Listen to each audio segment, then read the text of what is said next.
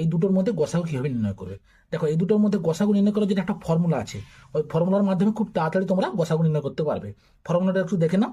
Formula কি বলেছে না, গসাগু a to the power m minus one আর a to the power n minus one, এই দুটোর মধ্যে গসাগু কি হবে না, এটা নেব এবং এর পাওয়ার কোনটা নেব না, m আর n এর মধ্যে গসাগু করব। এই দুটো গসাগু করলে যেটা হবে সেটা হচ্ছে এর পাওয়ার মাইনাস ওয়ান, এটাই হচ্ছে ফর্মুলা।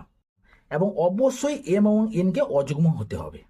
তাহলে প্রথমে আমার 65কে ভেঙে নেব। 65 সমান কি হবে না, 65 হচ্ছে 13 × 5 আর 25 হচ্ছে 5 × 5। তাহলে এই দুটোর মধ্যে গসাগু কত হবে, কমন আছে 5, তাহলে গসাগু হবে 5। তাহলে ফর্মুলা অনুযায়ী 4টা নেব, তার পাওয়ার কত নেব, পাওয়ার হচ্ছে এই দুটো গসাগু যেটা বেরিয়েছে 4⁵ মাইনাস 1। 4⁵ মানে কত, 4⁵ মানে হচ্ছে 1024 আর মাইনাস 1 সমান কত হচ্ছে 1023। তাহলে অপশন সি হচ্ছে রাইট অ্যান্সার। যদি তোমরা বুঝতে পেরেছো তাহলে বলো এইটাও অ্যান্সার কত।